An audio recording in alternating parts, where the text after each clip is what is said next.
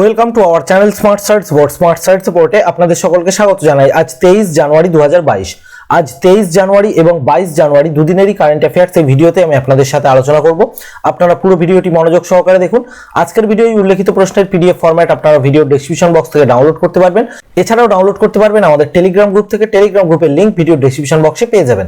তো চলুন শুরু করা যাক। দেখা যাক আজকের প্রথম প্রশ্ন কি রয়েছে।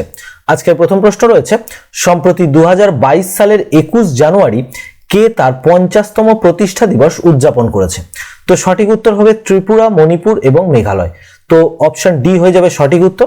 তো দেখুন, ত্রিপুরা, মণিপুর এবং মেঘালয় এই তিনটি রাজ্যই 21 জানুয়ারি তার প্রতিষ্ঠা দিবস পালন করে। আর 2022 সালে অর্থাৎ এই বছর 50তম প্রতিষ্ঠা দিবস পালন করলো এই তিনটি রাজ্যই। আচ্ছা, অনেকেরই হয়তো মনে প্রশ্ন আসতে পারে যে ত্রিপুরা এবং মণিপুর এরা দুজন তো ভারতে যুক্ত হয়েছিল 1949 সালে, তাহলে এদেরও কি করে 50তম প্রতিষ্ঠা দিবস হতে পারে? তো দেখুন, 1949-এর আগে ত্রিপুরা এবং মণিপুর দুটো আলাদা সাম্রাজ্য ছিল। তো তখন রাজা বা জমিদার তাদেরই তো শাসন ছিল। তো 1949 সালে তারা ভারতে যুক্ত হয়। আর মেঘালয় কিন্তু আসামের অংশ ছিল, আসাম থেকেই আলাদা হয়ে তৈরি হয়েছে মেঘালয়। তো অ্যাকচুয়ালি 1971 সালে উত্তর পশ্চিম পুনর্গঠন আইন এসেছিল। তো উত্তর পশ্চিমের রাজ্যগুলি উত্তর পশ্চিম পুনর্গঠন আইনের দ্বারা পূর্ণ রাজ্যের মর্যাদা পেয়েছিল ত্রিপুরা, মণিপুর এবং মেঘালয়। তো 1972 সালের 21শে জানুয়ারি তিনটি রাজ্যই পূর্ণ রাজ্যের মর্যাদা পেয়েছিল, ত্রিপুরা, মণিপুর এবং মেঘালয়। তো সেই কারণেই 2022 সালে তিনটি রাজ্যই তার 50তম প্রতিষ্ঠা দিবস উদযাপন করলো। ওকে, আচ্ছা, ত্রিপুরা আর মণিপুর সম্পর্কে বলে দিচ্ছি, মেঘালয় সম্পর্কে আগে আলোচনা করব। তো ত্রিপুরা, এই হচ্ছে ম্যাপে ত্রিপুরা। ত্রিপুরার ক্যাপিটাল আগরতলা। ত্রিপুরার চিফ মিনিস্টার বিপ্লব কুমার দেব। আর ত্রিপুরার রাজ্যপাল বা গভর্নর সত্যদেব নারায়ণ আর্যা বা সত্যদেব নারায়ণ আর্য। আচ্ছা, এবার মণিপুর, এই হচ্ছে ম্যাপে মণিপুর। মণিপুরের ক্যাপিটাল ইম্ফল। মণিপুরের chief minister N Biren Singh. আর মণিপুরের বর্তমান গভর্নর লা গণেশন। নেক্সট কোশ্চেন, সম্প্রতি কোন রাজ্য সরকার ইভি অর্থাৎ ইলেকট্রিক ভেহিকেল চার্জিং স্টেশন স্থাপনের জন্য ইইএসএল অর্থাৎ এনার্জি এফিসিয়েন্সি সার্ভিসেস লিমিটেডের সাথে অংশীদারিত্ব বা পার্টনারশিপ করেছে?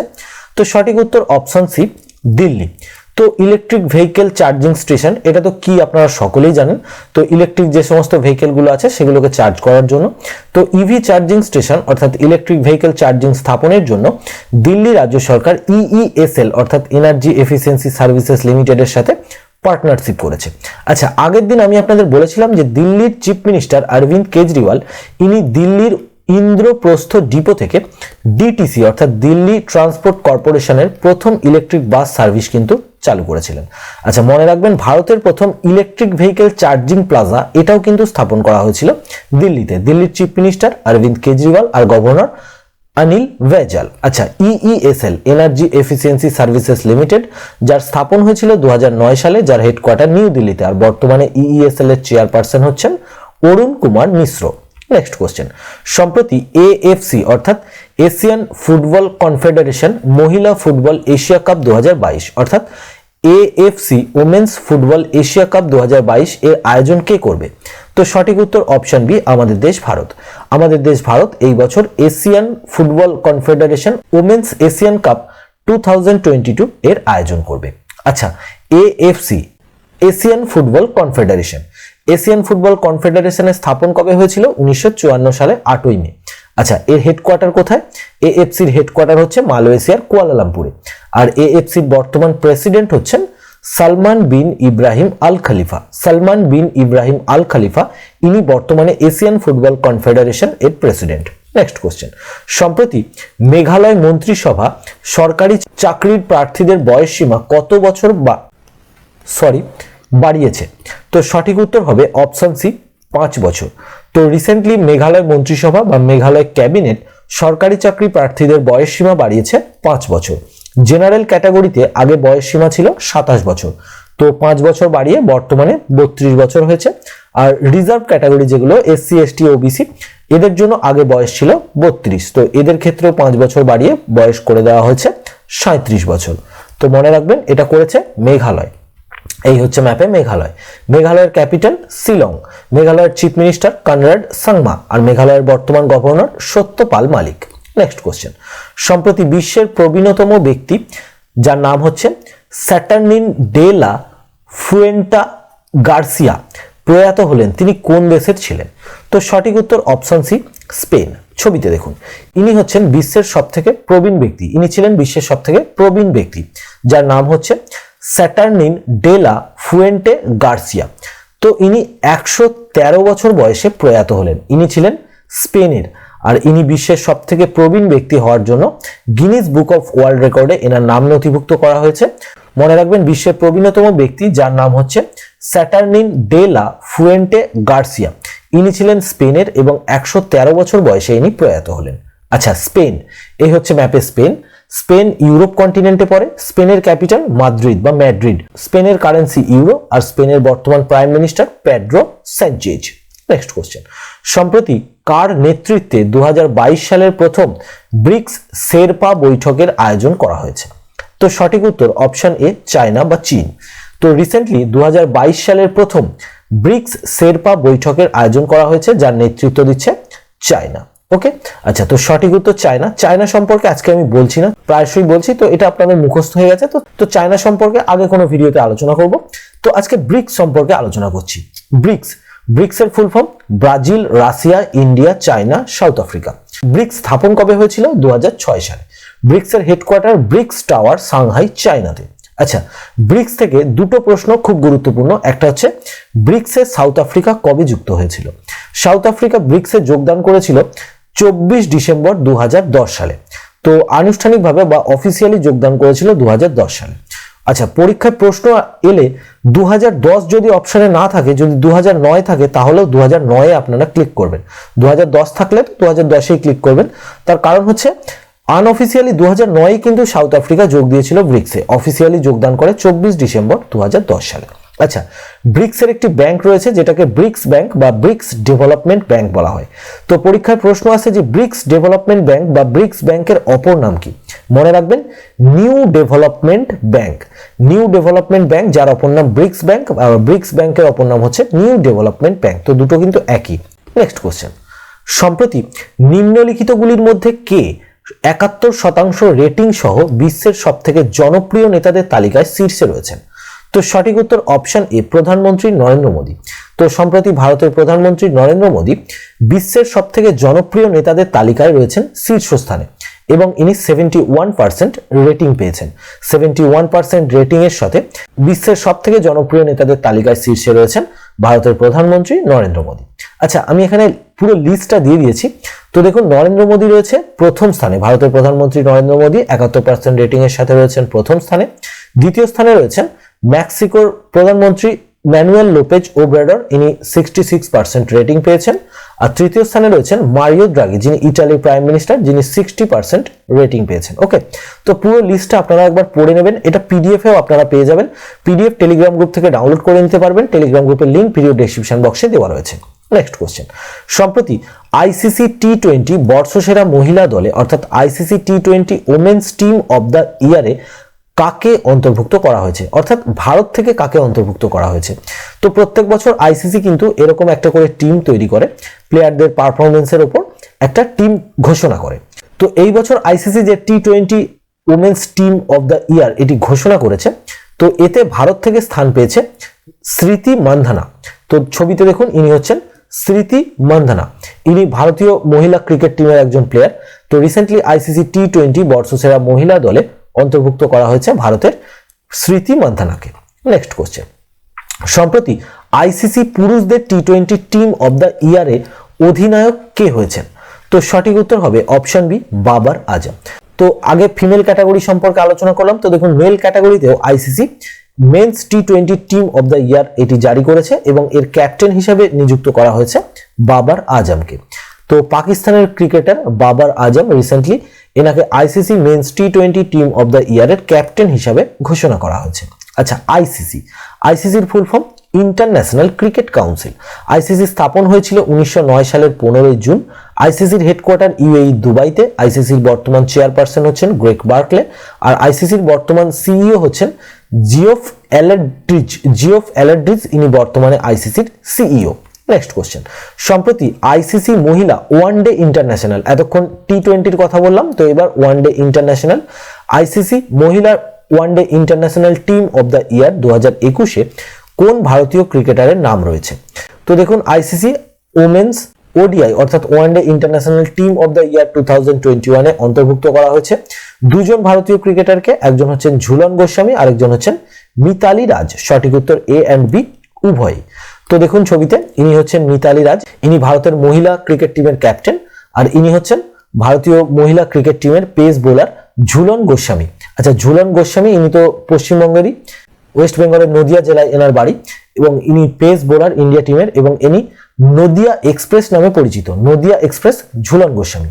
তো সঠিক উত্তর ঝুলন গোস্বামী এবং মিতালি রাজ, এনাদের দুজনকেই আইসিসি মহিলা one day international team of the year 2021 অন্তর্ভুক্ত করেছে। নেক্সট কোশ্চেন, সম্প্রতি মহারাষ্ট্রের রাজ্যপাল Bhagat Singh Koshyari the legend of Birsa Munda নামক একটি বই প্রকাশ করেছেন, যার লেখক হলেন অপশন সি এ এবং বি উভয়। তো সঠিক উত্তর তুহিন এ সিনহা এবং অঙ্কিতা ভার্মা। ছবিতে দেখুন, ইনি হচ্ছেন মহারাষ্ট্রের রাজ্যপাল ভগৎ সিং কোশিয়ারি। তো ইনি এই বইটি প্রকাশ করেছেন, the legend of Birsa Munda. এই বইটি লিখেছেন তুহিন এ সিনহা, ইনি তুহিন এ সিনহা, এবং অঙ্কিতা ভার্মা, ইনি হচ্ছেন অঙ্কিতা ভার্মা। তো এনারা দুজনে মিলে এই বইটি লিখেছেন, the legend of Birsa Munda. আচ্ছা, বিরসা মুন্ডা সম্পর্কে একটা পয়েন্ট আপনাদের বলবো। বিরসা মুন্ডার জন্মবার্ষিকী পালন করা হয় কবে? 15ই নভেম্বর। 15ই নভেম্বর বিরসা মুন্ডার জন্মবার্ষিকী প্রতি বছর পালন করা হয়। বিরসা মুন্ডা যিনি ছিলেন একজন স্বাধীনতা সংগ্রামী এবং আদিবাসী আন্দোলনের নেতা। তো 15ই নভেম্বর যে বিরসা মুন্ডার জন্মদিবস পালন করা হয়, তো সেটাকেই এই বছর থেকে কোন দিবস হিসাবে পালন করা হচ্ছে? আদিবাসী গৌরব দিবস বা ট্রাইবাল প্রাইড ডে হিসাবে পালন করা হচ্ছে, এবং প্রত্যেক বছর বিরসা মুন্ডার জন্মদিবসকে কিন্তু আদিবাসী গৌরব দিবস হিসাবেই পালন করা হবে, এমনটাই কিন্তু ঘোষণা করা হয়েছে, ঘোষণা করেছেন পিএম মোদি। নেক্সট কোশ্চেন, সম্প্রতি এআই অর্থাৎ আর্টিফিশিয়াল ইন্টেলিজেন্স গ্রহণকারী শীর্ষ 10টি বৈশ্বিক দেশ অর্থাৎ টপ 10 গ্লোবাল কান্ট্রিজ লিস্টে কাকে অন্তর্ভুক্ত করা হয়েছে? তো সঠিক উত্তর অপশন বি, আমাদের দেশ ভারতকে। তো আর্টিফিশিয়াল ইন্টেলিজেন্স এটা তো এখন সর্বত্রই, গাড়ি থেকে শুরু করে মোবাইল, ট্যাবলেট, কম্পিউটার, ঘড়ি ইত্যাদি সবেতেই তো এখন আর্টিফিশিয়াল ইন্টেলিজেন্স রয়েছে। তো আর্টিফিশিয়াল ইন্টেলিজেন্স গ্রহণকারী অর্থাৎ ব্যবহারকারী টপ 10 গ্লোবাল কান্ট্রি লিস্টে অন্তর্ভুক্ত করা হয়েছে আমাদের দেশ ভারতকে। তো টপ 10 অর্থাৎ শীর্ষ 10টি দেশের মধ্যে ভারতের স্থান হচ্ছে 6ষ্ঠ। আচ্ছা, ভারতের আগে কি কি রয়েছে? ভারতের আগে 1 নম্বর স্থানে রয়েছে আমেরিকা, 2 নম্বর স্থানে চীন, 3 নম্বর স্থানে ব্রিটেন, 4 নম্বর স্থানে ফ্রান্স এবং 5 নম্বর স্থানে জার্মানি রয়েছে। ওকে, আর 6ষ্ঠ স্থানে রয়েছে আমাদের দেশ ভারত। নেক্সট কোশ্চেন, সম্প্রতি অস্ট্রেলিয়ান ওপেন 2022 মরশুমের পরে নিম্নলিখিতগুলির মধ্যে কে তার অবসর ঘোষণা করেছেন? তো সঠিক উত্তর হবে option C, Sania Mirza. Indian star tennis player Sania Mirza, ইনি কিন্তু ভারতেরই প্লেয়ার, অ্যাকচুয়ালি পাকিস্তান বলে দেবেন না, কারণ এনার বিবাহ হয়েছে পাকিস্তানে, কিন্তু ইনি সিটিজেন ইন্ডিয়ারই, এবং ইন্ডিয়ার হয়ে ইনি খেলেন। তো ভারতীয় টেনিস তারকা সানিয়া মির্জা, ইনি অস্ট্রেলিয়ান ওপেন 2022 এই সিজনের পরেই কিন্তু অবসর নিচ্ছেন। তো অস্ট্রেলিয়ান ওপেন 2022 এই মরশুমের পর অবসর নিতে চলেছেন ভারতের টেনিস তারকা সানিয়া মির্জা। নেক্সট কোশ্চেন, সম্প্রতি একদিনের আন্তর্জাতিকে অর্থাৎ ওয়ানডে ইন্টারন্যাশনালে ভারতের সর্বোচ্চ রান সংগ্রহকারী কে হয়েছেন? তো সঠিক উত্তর অপশন বি, বিরাট কোহলি। তো বিরাট কোহলি ইনি তো ইন্ডিয়া টিমেরই ক্যাপ্টেন। তো রিসেন্টলি ইনি ওয়ানডে ইন্টারন্যাশনাল, আচ্ছা এখানে কিন্তু শুধুমাত্র ওয়ানডে ইন্টারন্যাশনালের কথাই বলছি, শুধুমাত্র ওয়ানডে ইন্টারন্যাশনালেই ভারতের সর্বোচ্চ রান সংগ্রহকারী হয়েছেন বিরাট কোহলি। আচ্ছা, এর আগে এই রেকর্ড কার কাছে ছিল? এর আগে এই রেকর্ড ছিল সচিন তেন্ডুলকারের কাছে। তো সচিন তেন্ডুলকারের রেকর্ড ভেঙেছেন বিরাট কোহলি। রিসেন্টলি যে সাউথ আফ্রিকার সাথে ম্যাচ হয়েছিল তাতেই এই রেকর্ডটি করলেন বিরাট কোহলি। বিরাট কোহলির মোট ওয়ানডে ইন্টারন্যাশনালের রান সংখ্যা হচ্ছে 5065। ওকে, নেক্সট কোশ্চেন, সম্প্রতি কোন দেশ HAL অর্থাৎ হিন্দুস্তান অ্যারোনটিক্স লিমিটেডের সাথে হেলিকপ্টার রপ্তানির জন্য একটি চুক্তি স্বাক্ষর করেছে? তো সঠিক উত্তর হবে অপশন সি, মরিশাস। তো রিসেন্টলি মরিশাস ভারত থেকে হেলিকপ্টার কেনার একটা পরিকল্পনা করেছে, ভারতের কাছ থেকে লাইট ওয়েট হেলিকপ্টার কিনবে মরিশাস। তো এই কারণেই মরিশাস HAL অর্থাৎ হিন্দুস্তান অ্যারোনটিক্স লিমিটেডের সাথে চুক্তি স্বাক্ষর করেছে। আচ্ছা, হিন্দুস্তান অ্যারোনটিক্স লিমিটেড যা স্থাপন হয়েছিল 23 ডিসেম্বর 1940 সালে। হিন্দুস্তান অ্যারোনটিক্স লিমিটেডের হেডকোয়ার্টার বেঙ্গালুরুতে, আর হিন্দুস্তান অ্যারোনটিক্স লিমিটেডের বর্তমান চেয়ারপারসন এবং এমডি হচ্ছেন আর মাধবন। ইনি হচ্ছেন হিন্দুস্তান অ্যারোনটিক্স লিমিটেডের বর্তমান চেয়ারম্যান এবং এমডি। ওকে, আচ্ছা মরিশাস সম্পর্কে আগে বলবো। নেক্সট কোশ্চেন, সম্প্রতি কোন দেশের বিজ্ঞানীরা এক্স রে দ্বারা করোনা শনাক্তকরণের ঘোষণা করেছেন? তো সঠিক উত্তর হবে অপশন বি, স্কটল্যান্ড। রিসেন্টলি স্কটল্যান্ডের বিজ্ঞানীরা তারা দাবি করছেন যে তারা এক্স রের মাধ্যমে করোনাকে শনাক্ত করতে পারবে। তো এক্স রের মাধ্যমে করোনা ভাইরাসকে শনাক্ত করার দাবি ঘোষণা করেছেন স্কটল্যান্ডের বিজ্ঞানীরা। আচ্ছা, স্কটল্যান্ড ইউরোপ কন্টিনেন্টে পড়ে। তো দেখুন ইউকের ওপরেই রয়েছে স্কটল্যান্ড। স্কটল্যান্ডের ক্যাপিটাল কি? এডিনবার্গ। স্কটল্যান্ডের কারেন্সি হচ্ছে পাউন্ড স্টার্লিং। আর স্কটল্যান্ডের ফার্স্ট মিনিস্টার, এটা হচ্ছে প্রধানমন্ত্রীর পদ, স্কটল্যান্ডের ফার্স্ট মিনিস্টার হচ্ছেন নিকোলা স্টার্জেন। নেক্সট কোশ্চেন, সম্প্রতি কোন দেশ মহাত্মা গান্ধীর নামে একটি মেট্রো স্টেশনের নামকরণ করছে? তো সঠিক উত্তর হবে অপশন সি, মরিশাস। তো রিসেন্টলি মরিশাস সরকার সিদ্ধান্ত নিয়েছে মরিশাসে একটি মেট্রো স্টেশনের নাম মহাত্মা গান্ধীর নামে নামকরণ করা হবে। তো মহাত্মা গান্ধীর নামে একটি মেট্রো স্টেশনের নামকরণ করতে চলেছে মরিশাস। আচ্ছা, মরিশাস এই হচ্ছে ম্যাপে মরিশাস। দেখুন খুব ছোট্ট একটা দেশ মরিশাস। মরিশাসের ক্যাপিটাল কি? Port Louis. মরিশাসের কারেন্সি হচ্ছে মরিশাস রুপি। আর মরিশাসের বর্তমান প্রাইম মিনিস্টার প্রবিন্দ জগনৌথ, ইনি হচ্ছেন মরিশাসের প্রাইম মিনিস্টার। নেক্সট কোশ্চেন, সম্প্রতি কমনওয়েলথ গেমস 2022-এ দেশের প্রধান হিসাবে কাকে নিয়োগ করা হয়েছে? তো সঠিক উত্তর হবে অপশন সি, রাকেশ আনন্দ। আচ্ছা, প্রথমে এটা বলুন যে কমনওয়েলথ গেমস 2022 কোথায় আয়োজিত হবে? কমনওয়েলথ গেমস 2022 এটি আয়োজন করা হবে বার্মিংহাম কোথায়? বার্মিংহাম হচ্ছে ইংল্যান্ডে। কোথায়? ইংল্যান্ডে। তো কমনওয়েলথ গেমস 2022 যেটি বার্মিংহামে আয়োজিত হবে, তো এতেই দেশের প্রধান হিসাবে নিযুক্ত করা হয়েছে রাকেশ আনন্দকে। অ্যাকচুয়ালি এই বার্মিংহাম কমনওয়েলথ গেমে যে সমস্ত ভারতীয় প্লেয়াররা অংশগ্রহণ করবে তাদের সমস্ত দায়িত্বই থাকবে রাকেশ আনন্দের উপর। ভারতের সমস্ত প্লেয়ারেরা রাকেশ আনন্দের কাছে দায়বদ্ধ থাকবে। তো কমনওয়েলথ গেম 2022-এর জন্য দেশের প্রধান হিসাবে নিযুক্ত করা হয়েছে রাকেশ আনন্দকে। ছবিতে দেখুন, ইনি হচ্ছেন রাকেশ আনন্দ।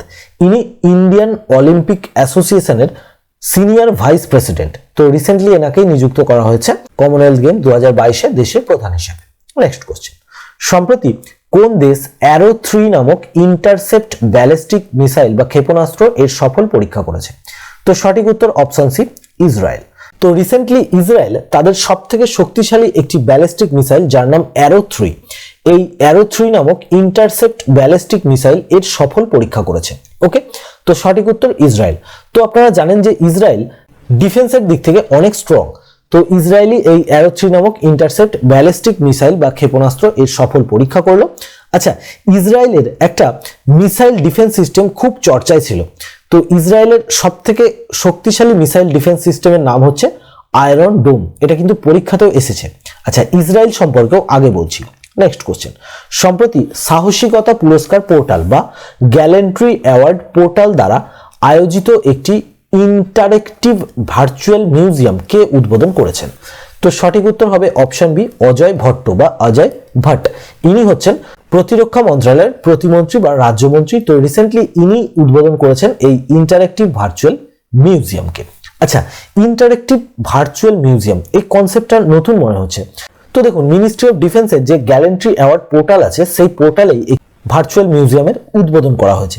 তো দেখুন, মিউজিয়াম কি ধরনের জিনিস সেটা তো আপনারা জানেন যে মিউজিয়ামে অনেক কিছু জিনিস সংরক্ষণ করে রাখা থাকে। আমরা গিয়ে মিউজিয়ামে সেই সমস্ত জিনিসগুলোকে দেখতে পাই। তো এটা একটা ভার্চুয়াল মিউজিয়াম, সম্পূর্ণ গ্রাফিক্সের মাধ্যমে তৈরি। তো যারা সাহসিকতার জন্য, বীরত্বের জন্য পুরস্কার পেয়েছেন, তো তাদের পদকের ছবি এবং তারা কি কারণে পদক পেয়েছে তাদের ছবি সমস্ত কিছু কিন্তু এই ভার্চুয়াল মিউজিয়ামে অ্যাভেলেবেল থাকবে। আপনি ইচ্ছা করলেই এই পোর্টালের ভেতরে গিয়ে এই মিউজিয়ামকে ঘুরে দেখতে পারেন।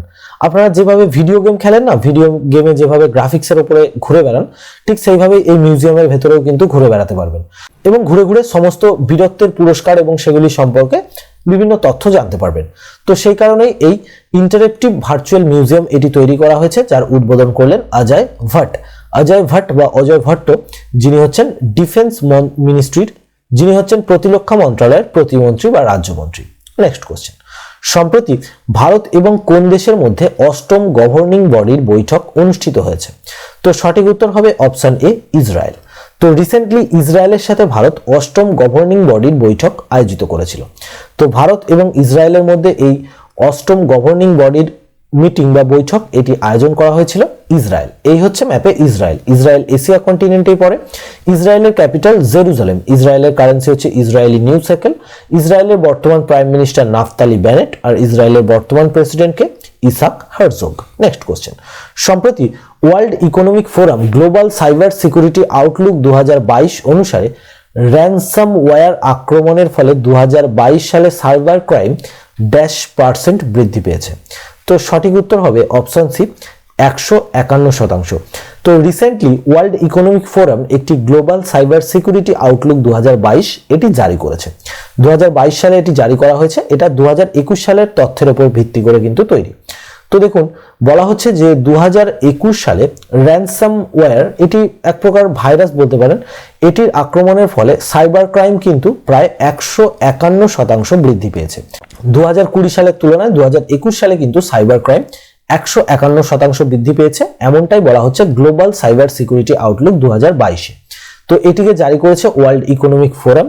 তো ওয়ার্ল্ড ইকোনমিক ফোরাম যার হেডকোয়ার্টার হচ্ছে সুইজারল্যান্ডে, যা স্থাপন হয়েছিল 1971 সালে, এবং ওয়ার্ল্ড ইকোনমিক ফোরামের এক্সিকিউটিভ চেয়ারম্যান হচ্ছেন ক্লাউস সাব। নেক্সট কোশ্চেন, সম্প্রতি ইফকো এর নতুন চেয়ারম্যান কে হয়েছেন? তো সঠিক উত্তর অপশন বি, দিলীপ সাংঘানি। তো ইনি হচ্ছেন দিলীপ সাংঘানি। তো রিসেন্টলি ইনি ইফকোর নতুন চেয়ারপারসন নিযুক্ত হয়েছেন। ইফকোর full form Indian Farmers Fertiliser Cooperative Corporation. কি বললাম? Indian Farmers Fertiliser Cooperative Corporation. ইফকোর হেডকোয়ার্টার নিউ দিল্লিতে। ইফকোর স্থাপন হয়েছিল 3 নভেম্বর 1967 সালে, আর ইফকোর বর্তমান চেয়ারপারসন হচ্ছেন দিলীপ সাংঘানি। নেক্সট কোশ্চেন, সম্প্রতি কোন গ্রামটি জম্মু কাশ্মীরের প্রথম মিল্ক ভিলেজ বা দুগ্ধ গ্রাম হিসাবে ঘোষণা করা হয়েছে? তো সঠিক উত্তর হবে অপশন এ, জেরি হ্যামলেট। তো জম্মু কাশ্মীরে একটি গ্রাম রয়েছে যে গ্রামের নাম হচ্ছে জেরি হ্যামলেট। এটি জম্মু কাশ্মীরের রিয়াসি জেলায় অবস্থিত। অ্যাকচুয়ালি এটিকে মিল্ক ভিলেজ হিসাবে ঘোষণা করার অর্থ কি? তো দেখুন, জম্মু কাশ্মীরের দুগ্ধের যা চাহিদা, সেই চাহিদা পূরণ করতে এই গ্রামের ভূমিকা কিন্তু সর্বাধিক। তো এই গ্রামে দুগ্ধ উৎপাদনের জন্য মোট কিন্তু 57টা মিল্ক প্রোডাকশন ফার্ম রয়েছে। তো মোট 57টা মিল্ক প্রোডাকশন ফার্ম সহ জম্মু কাশ্মীরের সব থেকে বেশি দুগ্ধ উৎপাদনকারী গ্রাম হচ্ছে এই জেরি হ্যামলেট গ্রাম।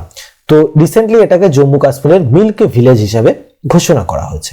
ওকে, আচ্ছা, অপশন বিতে দেখুন লিখেছি ওয়াইন গ্রাম, এটাও জম্মু কাশ্মীরে কিন্তু অবস্থিত। এই ওয়াইন গ্রাম এটি হচ্ছে ভারতের 100% টিকাকরণ করা প্রথম গ্রাম, এটা আপনারা মনে রাখবেন। আচ্ছা, জম্মু কাশ্মীর, এই হচ্ছে ম্যাপে জম্মু কাশ্মীর। জম্মু কাশ্মীর আগে একটা পুরোটাই রাজ্য ছিল, এখন জম্মু কাশ্মীর এবং লাদাখ দুটো ইউনিয়ন টেরিটরিতে বিভক্ত হয়ে গেছে। এটা হচ্ছে জম্মু কাশ্মীর আর এটা হচ্ছে লাদাখ। জম্মু কাশ্মীরের ক্যাপিটাল কি? দুটো ক্যাপিটাল জম্মু কাশ্মীরের। জম্মু হচ্ছে উইন্টার ক্যাপিটাল, শ্রীনগর হচ্ছে সামার ক্যাপিটাল। জম্মু কাশ্মীরের লেফটেন্যান্ট গভর্নর রয়েছেন বর্তমানে মনোজ সিনহা। আচ্ছা, লাদাখের লেফটেন্যান্ট গভর্নরকে আর কে মাথুর বা রাধাকৃষ্ণ মাথুর। নেক্সট কোশ্চেন, সম্প্রতি অক্সফোর্ড ইউনিভার্সিটি বা অক্সফোর্ড বিশ্ববিদ্যালয় কোন শব্দটিকে children's word of the year 2021 হিসাবে ঘোষণা করেছে? তো সঠিক উত্তর হবে অপশন বি, অ্যাংজাইটি। তো রিসেন্টলি অক্সফোর্ড ইউনিভার্সিটি একটি ওয়ার্ড যেটা হচ্ছে অ্যাংজাইটি, এই ওয়ার্ডটিকে children's word of the year 2021 হিসাবে ঘোষণা করেছে। আচ্ছা, অক্সফোর্ড ডিকশনারির মতে 2021 সালের ওয়ার্ড অফ দ্য ইয়ার কোনটা? ওয়ার্ড অফ দ্য ইয়ার ছিল ভ্যাক্স, VAX, ভ্যাক্স, ভ্যাকসিন থেকে ভ্যাক্স। এই ভ্যাক্স হচ্ছে ওয়ার্ড অফ দ্য ইয়ার, আর children's word of the year হচ্ছে অ্যাংজাইটি, মনে রাখবেন। নেক্সট কোশ্চেন, সম্প্রতি পাকিস্তানের প্রথম রূপান্তরকামী ডাক্তারের নাম কি? তো পাকিস্তানের প্রথম রূপান্তরকামী বা ট্রান্সজেন্ডার ডক্টরের নাম হচ্ছে সারা গুল। ছবিতে দেখুন, ইনি হচ্ছেন সারা গুল। তো রিসেন্টলি ইনি হয়েছেন পাকিস্তানের প্রথম ট্রান্সজেন্ডার ডক্টর। তো পাকিস্তানের প্রথম ট্রান্সজেন্ডার ডক্টরের নাম কি?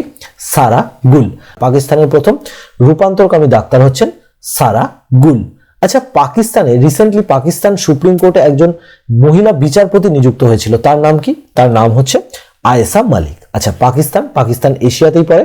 পাকিস্তানের ক্যাপিটাল ইসলামাবাদ। পাকিস্তানের কারেন্সি পাকিস্তানের রুপি। পাকিস্তানের বর্তমান প্রাইম মিনিস্টার ইমরান খান, আর পাকিস্তানের বর্তমান প্রেসিডেন্ট হচ্ছেন আরিফ আলভি। নেক্সট কোশ্চেন, সম্প্রতি রাজপুত রাজা মহারানা প্রতাপের কোন মৃত্যুবার্ষিকী 19 জানুয়ারি 2022 তারিখে উদযাপিত হয়েছে? তো সঠিক উত্তর অপশন এ, 425তম। তো ভারতের বীর রাজাদের কাহিনী বলতে গেলে রানা প্রতাপের নাম কিন্তু সর্বপ্রথম আসে। তো মহারানা প্রতাপ, যিনি ভারতের একজন বীর রাজা ছিলেন, রাজপুত রাজা ছিলেন, তো এনার মৃত্যুবার্ষিকী প্রত্যেক বছর পালন করা হয় 19 জানুয়ারি। এই বছর তার 425তম মৃত্যুবার্ষিকী পালন করা হলো। আচ্ছা, মহারানা প্রতাপ ইনি জন্মগ্রহণ করেছিলেন কবে? 9 মে 1540 সালে, এবং এনার মৃত্যু হয়েছিল 19 জানুয়ারি 1597 সালে, এবং এই বছর তার 425তম মৃত্যুবার্ষিকী আমরা পালন করলাম। নেক্সট কোশ্চেন, সম্প্রতি ক্যাপ্টেন বিক্রম বাত্রার মূর্তি কোথায় উন্মোচন করা হয়েছে? তো সঠিক উত্তর হবে option B, Himachal Pradesh. Captain Vikram বাত্রা 1999 এর কার্গিল যুদ্ধের একজন নায়ক ছিলেন ক্যাপ্টেন বিক্রম বাত্রা, এবং ইনি মরণোত্তর ভারতের সর্বোচ্চ সামরিক সম্মান পরমবীর চক্র পেয়েছিলেন। তো ক্যাপ্টেন বিক্রম বাত্রা এনার একটি মূর্তি রিসেন্টলি উদ্বোধন করা হয়েছে কোথায়? হিমাচল প্রদেশে, হিমাচল প্রদেশের পালামপুরে। হিমাচল প্রদেশের পালামপুরে যে মিলিটারি স্টেশন রয়েছে সেখানে ক্যাপ্টেন বিক্রম বাত্রার একটি মূর্তি উন্মোচন করা হয়েছে। এটি কোথায়? হিমাচল প্রদেশে। আচ্ছা, পরীক্ষার প্রশ্নটা এলে একটু সাবধানে উত্তর দেবেন, তার কারণ হচ্ছে অপশনে কিন্তু দিল্লিও থাকবে। দিল্লিতেও ক্যাপ্টেন বিক্রম বাত্রার একটি মূর্তি রয়েছে। যদি রিসেন্টলি বলে, রিসেন্টলি হিমাচল প্রদেশে ক্যাপ্টেন বিক্রম বাত্রার একটি মূর্তি উন্মোচন করা হলো। আচ্ছা, হিমাচল প্রদেশ, এই হচ্ছে ম্যাপে হিমাচল প্রদেশ। হিমাচল প্রদেশের ক্যাপিটাল সিমলা। সিমলা হচ্ছে সামার ক্যাপিটাল, আর ধর্মশালা হচ্ছে উইন্টার ক্যাপিটাল। এই ধর্মশালা থেকেই কিন্তু তিব্বতের সরকার পরিচালিত হয়। আচ্ছা, হিমাচল প্রদেশের চিফ মিনিস্টার জয়রাম ঠাকুর, আর হিমাচল প্রদেশের বর্তমান রাজ্যপাল রাজেন্দ্র বিশ্বনাথ আর্লেকার। তো আজকের মতো কারেন্ট অ্যাফেয়ার্সের প্রশ্ন এই পর্যন্তই। আগের দিন আমি আপনাদের যে প্রশ্নটি করেছিলাম তার সঠিক উত্তর ছিল ডক্টর মনসুখ মান্ডাভিয়া। আপনারা প্রত্যেকে কমেন্ট বক্সে সঠিক উত্তর দিয়েছেন। এবার আজকের প্রশ্ন রয়েছে, সম্প্রতি কোন রাজ্যে কলারওয়ালি এবং সুপার মম নামে পরিচিত বিখ্যাত বাঘিনী ইনি প্রয়াত হয়েছে? তো আপনারা সঠিক উত্তর কমেন্ট বক্সে কমেন্ট করবেন, এবং এর সাথে এটাও জানাবেন যে এই কলারওয়ালি বা সুপার মম নামে পরিচিত এই বাঘিনীটি কোন ন্যাশনাল পার্কে ছিল, এটাও আপনারা কমেন্ট বক্সে কমেন্ট করবেন। তো আজকের ভিডিওটি কেমন লাগলো কমেন্ট বক্সে জানাতে ভুলবেন না। ভিডিও যদি আপনাদের ভালো লেগে থাকে, যদি হেল্পফুল মনে হয়, তাহলে ভিডিওটিকে লাইক করুন, আমাদের চ্যানেলটিকে সাবস্ক্রাইব করে পাশে থাকা বেল আইকনটিকে প্রেস করে দিন, যাতে আমাদের আপলোড করা ভিডিওর নোটিফিকেশন সবার আগে আপনার কাছে পৌঁছে যায়। তো চলুন, দেখা হচ্ছে নেক্সট ভিডিওতে। ভালো থাকবেন সবাই। ভিডিওটি দেখার জন্য অসংখ্য ধন্যবাদ।